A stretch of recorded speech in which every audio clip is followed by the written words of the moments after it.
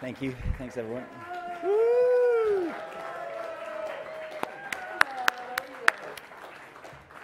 What do you want to know? We have some partying to do.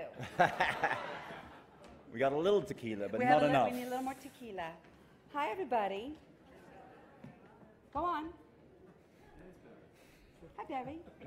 So how did you, Francis? Obviously, you were coming from such a position of rage, and yet it was also catalyzed by love, obviously, from your daughter. So can you talk just a little bit about how you plumbed those two things, how you balanced them? Yeah, you know, always remember the power of a good script because an actor really knows it, and I think that you do too. I think discerning audiences know that, and that's what Martin gave us. And he knows, he's been in rehearsal rooms with actors, he's done theater, he understands that there's a process towards an emotional truth that you just don't go work it up in the corner and bring it in. And I think it's there, it was full. And if anything, Martin and I made a lot of choices to try to tamp down the more emotions that might be expected, the more expected emotions of a mother in that situation. But rage seemed to be, not rage,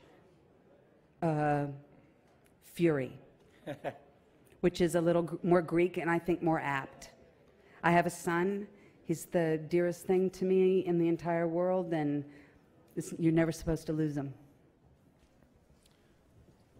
Directly in front of you, right here, down in the front.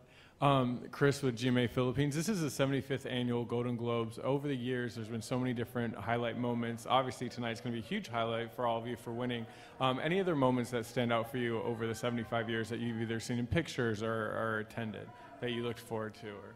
Well, selfishly, I was here with In Bruges about 8 or 9 years ago, and Colin Farrell won for Best Actor in a comedy, and that was like a thrilling night to be just part of that.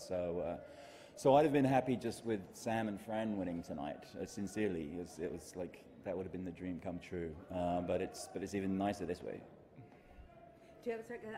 I have something that I didn't remember till tonight, but I turned to my husband, Joel Cohen, one of the brothers, and I said, do you have one of these? I don't remember. Do you have one of these? And he went, yes. And it was the best way to get it because it was the year it was canceled.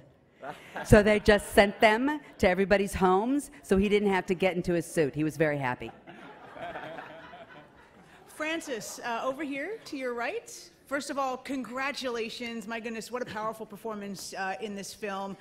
All of you, by the way. But you talked about tonight in your acceptance speech being proud to be a part and be here tonight about this tectonic shift in the industry.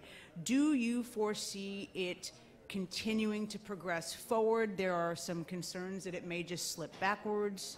What are your thoughts on to create sustained change? What do you think? I'm No, there's no going back. There's no going.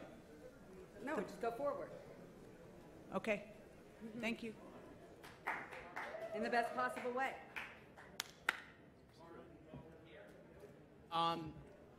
You know, the Fox Searchlight executives, when this came out at the box office, they were talking about how the film was doing well in blue and red states, that people on both sides find something in the film that they sympathize with. And I was just curious, were you working with that when you were cracking this? Was that on your mind? I mean, it takes place in Missouri, kind of a borderline of the South, and it's coming out after Ferguson.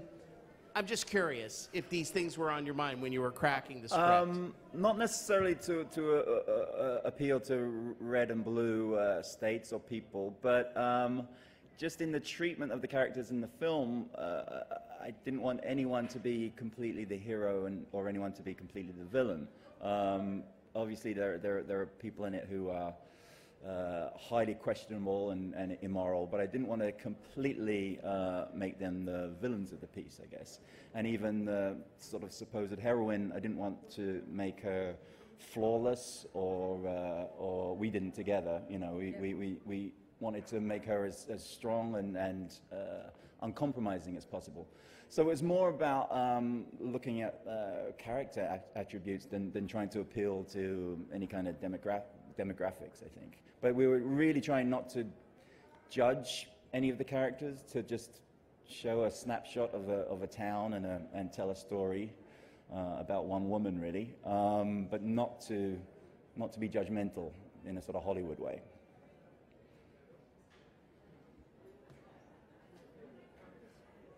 Good.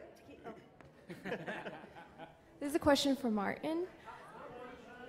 Your movie revolves around the murder and rape of a woman.